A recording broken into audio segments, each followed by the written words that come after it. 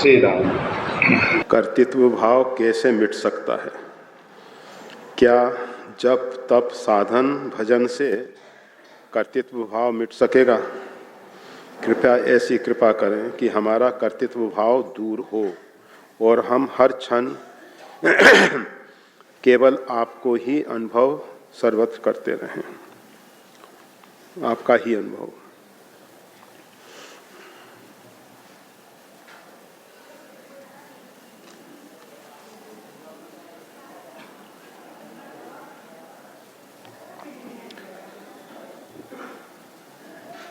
गीता में भगवान श्री कृष्ण ने कर्म, विकर्म, अकर्म तीन की अपने ढंग से व्याख्या की है। क्रिया के साथ जब अहंकार जुड़ता है तो वो कर्म बन जाता है, और क्रिया के होने पर अहंकार नहीं जुड़ता तो वो अकर्म हो जाता है। ये जो विकर्म है, कुछ संत महापुरुष विकर्म का अर्थ विहित कर्म करते हैं, कुछ संत महापुरुष विशिष्ट कर्म करते हैं। हम अपने शरीर की तरफ अगर ख्याल करें तो बहुत सी क्रियाएं ऐसी हैं चल रही हैं। हम रात्रि में प्रगाढ़ नींद में सोते होते हैं, श्वास प्रश्वास चलती रहती है, रक्त संचार चलता रहता है, हृदय अपने कार्य को करता रहता है, पाचन संस्थान कार्य करता रहता है। इन सब को कौन संचालित करता है? अहम वैश्वानरो भूत्वा प्राणी नाम देहम आश्रित। भगवान श्री कृष्ण कहते हैं, ये जठराग्नि के रूप में मैं वैश्वानर बन के अन्न को पचाता हूं, पकाता हूं। तो ये सब परमात्मा का खेल चल रहा है। इसी प्रकार से अगर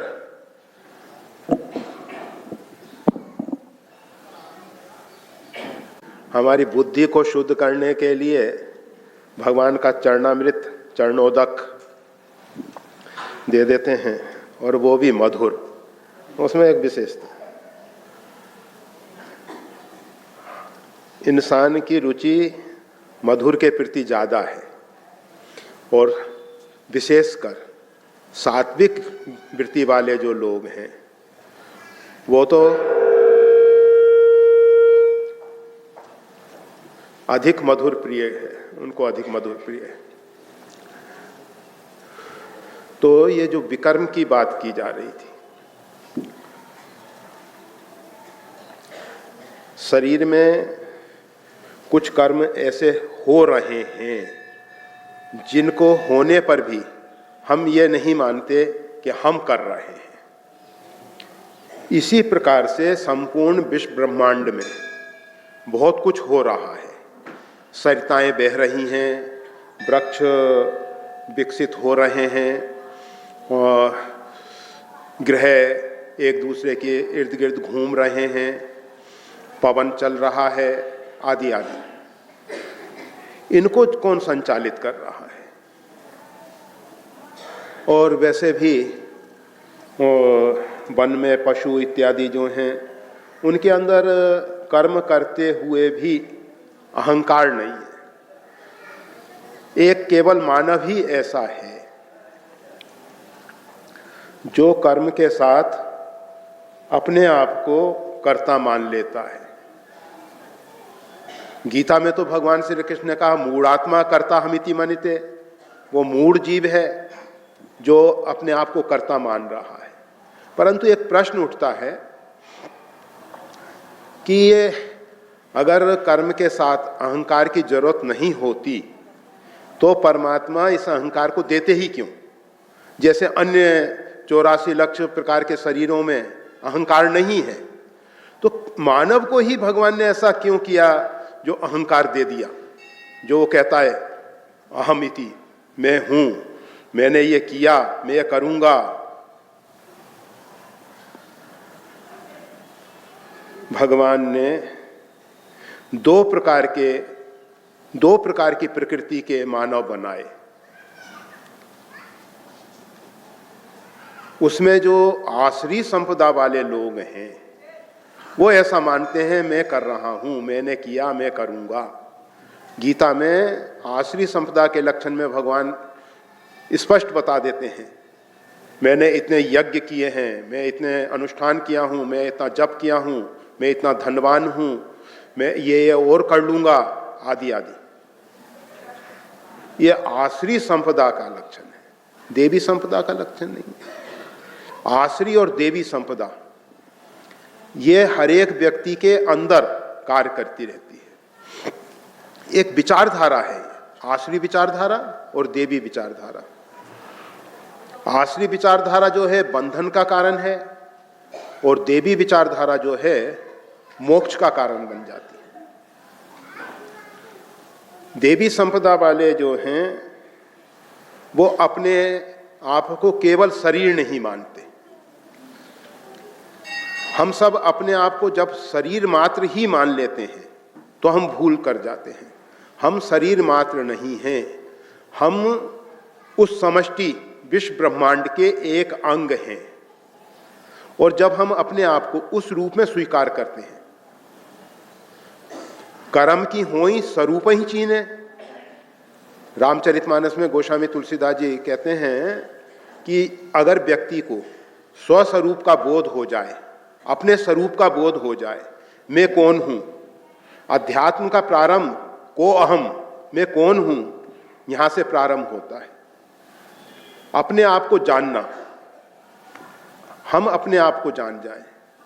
हमारे साथ बड़ी विडंबना है, हमने अपने आप को नहीं जाना और अहंकार इतना है कि हम सारी सृष्टि को जानने के लिए कोशिश कर रहे हैं। प्रारंभ अगर हम अपने आप से करते तो ज्यादा अच्छा था, बहुत अच्छा था। और हमारे ऋषि महर्षियों ने ये जो सम्यक ज्ञान के भंडार शास्त्र हम सबको दिए, तो उन्होंने सबसे पहले अपने को जाना, अपने स्वरूप को जाना। और जब स्वरूप को जान लिया तो उनके द्वारा बंधन कारक कर्म नहीं होते, अर्थात क्रिया होती है, कर्म नहीं होते। परमात्मा को जान लेने से यही जाने जग जाई हिराई। कल भी हम ये चर्चा कर रहे थे कि राम कथा जो है, रामचरितमानस जो है, हमको सम्यक प्रकार का बोध प्रदान करता है। हम कौन हैं, परमात्मा क्या है, परमात्मा कैसा है, ये सब बोध मानस के माध्यम से होता है, रामचरितमानस के माध्यम से होता है। इसीलिए हमेशा आग्रह रहता है कि रामचरितमानस का पठन, मनन, निधिध्यासन अवश्यमेव करें, अवश्यमेव करें।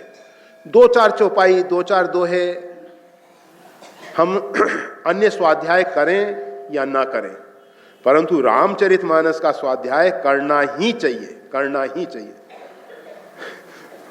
हमारे विषय में मत पूछना, हमने बहुत साल से रामायण का पाठ नहीं किया भाई।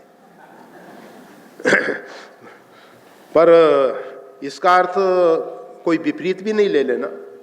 अगर परमात्मा ने कराया है तो नित्य प्रति एक रामायण का पाठ भी हुआ है और केदार की पवित्र भूमि में हुआ, उसका अर्थ भी समझ लेना चाहिए। सूर्योदय से सूर्यास्त तक ही प्रकाश मिल पाता है और शीतकाल में कम प्रकाश होता है, मतलब सूर्योदय देर से होता है, सूर्यास्त जल्दी होता है, और उन दिनों में भी हुआ है। तो परमात्मा तो बहुत दयालु हैं, उन्होंने कराया है, जरूर कराया है। हम नहीं कर पाते, एक हमारी निजी कमजोरी, पर करना चाहिए, जरूर करना चाहिए। कोई कहे कि एक बार रामायण पढ़ ली, अब बारंबार क्या जरूरत है। ये भारतीय ग्रंथ, चाहे श्रीमद् भगवत गीता है, चाहे रामचरितमानस है, ये ऐसे दिव्य ग्रंथ हैं कि इनका जितनी बार स्वाध्याय किया जाएगा उतना नवीन नवीन अर्थ मिलेगा, नवीन नवीन उसके मुक्ता मोती चुनने को मिलेंगे आपको। ये ऐसा सरोवर है कि जितनी बार इसमें डुबकी लगाएंगे नवीन नवीन रत्न पाएंगे। तो और शास्त्र सुचिंतित पुनि पुनि देखिए, शास्त्र को एकाग्रचित होके बारंबार देखना चाहिए। एक बार पढ़ लिया नहीं। लोगों को लगता है, पूरे विश्व की बात हम जब करते हैं कि भारत में क्या रामायण का रोज पाठ करते हैं, गीता का रोज पाठ करते हैं, ग्रंथ साहिब का अखंड पाठ होता है, रामायण का अखंड पाठ होता है, ये सबके पीछे चक्कर क्या है, बारंबार पाठ क्यों? जिस प्रकार से हम श्वास बारंबार लेते रहते हैं उससे तृप्ति नहीं होती, वो हमारा एक जीवन है। इसी प्रकार से ये सदग्रंथ जो हैं हमारा जीवन बन जाए, जीवन के एक अंग बन जाए। तो रामायण में स्पष्ट यही जाने जग जाई हिराई, उस परमात्मा को जान लेने से ये जगत नाम की सत्ता नहीं रहती है। जगत कहीं जाता नहीं है। जगत को जो जगत के रूप में हम स्वीकार कर रहे थे, जैसे एक व्यक्ति ने गेहूं के खेत में जाके देखा, घास नजर आई उसको, गेहूं का जो पौधे हैं वो घास जैसे ही हैं। उसने कृषक भाई से पूछा कि ये घास कब लगाई? किसान हंसने लगा, ये घास नहीं है, ये गेहूं है, गेहूं। किसान को सही दृष्टि है, बोने से पहले गेहूं था, मध्य में गेहूं दिखाई दे रहा है, काटने के समय पुनः गेहूं काटेगा वो। जो गेहूं को नहीं जानते हैं वो कहते हैं कि घास। इसी प्रकार से जो परमात्मा को नहीं जानते हैं वो कहते हैं ये सृष्टि है, ये जगत है। जो परमात्मा को जानते हैं, सृष्टि के पूर्व परमात्मा थे, सृष्टि के समय परमात्मा हैं और सृष्टि के बाद परमात्मा रहेंगे। तीनों काल में परमात्मा ही परमात्मा परिपूर्ण है। पूर्ण मदः अदम, इदम पूर्ण है, पूर्णमिदम पूर्ण मदः, ये दोनों ही पूर्ण हैं। इदम भी पूर्ण है और वह भी पूर्ण है, यह भी पूर्ण है, वह भी पूर्ण है। तो ये सारी सृष्टि जो है परमात्मा से परिपूर्ण है।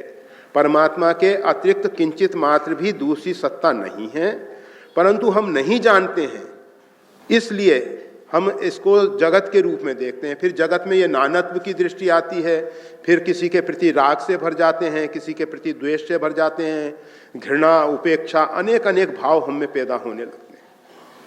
तो प्रश्न किया गया है कि कर्तृत्व भाव कैसे मिट सकता है। कर्तृत्व भाव को मिटाना नहीं है, समझ आनी चाहिए। तो हमको बोध होगा कि हम कर्ता नहीं हैं, अपने आप मिट जाएगा। अंदर से समझ पैदा होनी चाहिए कि ये सृष्टि जो है परमात्मा के अतिरिक्त कुछ नहीं है, हम भी उसके एक अंश हैं, अंग हैं। हम बारंबार रामचरितमानस की इस चौपाई को दोहराते हैं, ईश्वर अंश जीव अविनाशी चेतन अमल सहज सुख राशि। हम हैं क्या? हम उस परमात्मा के शुद्ध बुद्ध अंश हैं। ममेवांशो जीवलोके जीवभूता सनातन। गीता में भी वही बात भगवान श्री कृष्ण कह रहे हैं, उपनिषदों में भी यही बात दोहराई गई है। फिर भी हम शास्त्र की बात, संतों की बात, सदगुरुदेव भगवान की बात स्वीकार नहीं कर पा रहे। इसका सीधा सा अर्थ है कि हम में अभी श्रद्धा का अभाव है, हमारे मन में संशय है, श्रद्धा नहीं है। जब हम परमात्मा के विषय में संशय से भरते हैं कि पता नहीं परमात्मा है या नहीं है, और लोग एक दलील दे दिया करते हैं, सीधी सी दलील कि परमात्मा को किसने देखा। अगर उन भाई बहनों से पूछा जाए, क्या आपने अपने मन को देखा है, आपने अपनी बुद्धि को देखा है, या आपने अपने आप को देखा है, तो सीधा नकारात्मक उत्तर मिलेगा। परंतु सब मानते हैं कि हमारा मन है, हमारी बुद्धि है, हम हैं। अपने विषय में कभी संशय नहीं होता, संदेह नहीं होता कि हम हैं या नहीं हैं। परमात्मा के विषय में संदेह होता है, अर्थात हम श्रद्धा से रहित हैं। अपनी कमजोरी को स्वीकार करें। अपने अंदर जो हमारी कमजोरियां हैं, इन कमजोरियों को हम नैसर्गिक मान लेते हैं, प्राकृतिक मान लेते हैं कि ऐसा तो होता ही है, यह तो संत महापुरुषों का काम है, यह तो शास्त्रों में कहा गया है। हम उसको यथार्थ रूप में नहीं मान पाते।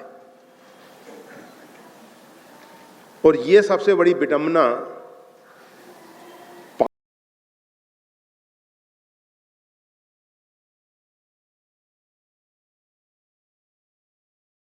तो पाश्चात्य देशों ने हम सबके मन मस्तिष्क में ये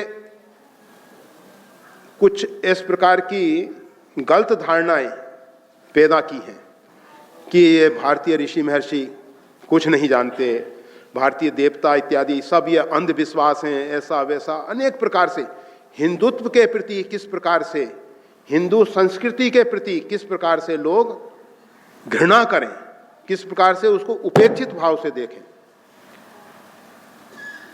इसलिए उन लोगों ने बहुत कुछ ऐसा कार्य किया। इसलिए हम सब आज गीता की बात को, रामचरितमानस की बात को, रामायण की बात को या अपने अन्य उपनिषद और वैदिक साहित्य को श्रद्धा से नहीं स्वीकार कर पा रहे। और उन सब का जो विज्ञान है, भले ही उसमें भारतीय वैज्ञानिकों का बहुत बड़ा योगदान रहा, उसको हम सत्य मानते हैं, उसके विषय में हमको संशय नहीं होता, उसके विषय में हमको संदेह नहीं होता। तो ये कर्तृत्व भाव कैसे मिटे, इसके लिए समझ की जरूरत है, अंदर से समझ आ जाए। हम देखते हैं अगर भोजन में किसी ने कह दिया कि विष मिला हुआ है, केवल कह दिया, जबकि हम उससे परिचित नहीं है कि मिला है या नहीं मिला है, उसके विषय में हम निश्चित नहीं है कि उसमें मिला ही है, फिर भी हम उस भोजन को करने में सोचेंगे। परंतु हमारे ऋषि महर्षि बारंबार संसार के विषयों के प्रति हमको सचेत कर रहे हैं, जागरूक कर रहे हैं, सावधान कर रहे हैं, फिर भी हम उसी तरफ दौड़ते चले जा रहे हैं। सुबह से शाम तक हमारी जो दौड़ है अधिकांश अपने शरीर के विषय में है, फिर शरीर से इर्द गिर्द के संबंधों के विषय में, और फिर अपने जो हमने एक निजी संसार बना लिया है, व्यक्तिगत संसार जो हमारा बनाया हुआ छोटा सा संसार, उसके विषय में हम रचे पचे हैं। बस यहां से ही हमारी भूल शुरू होती है।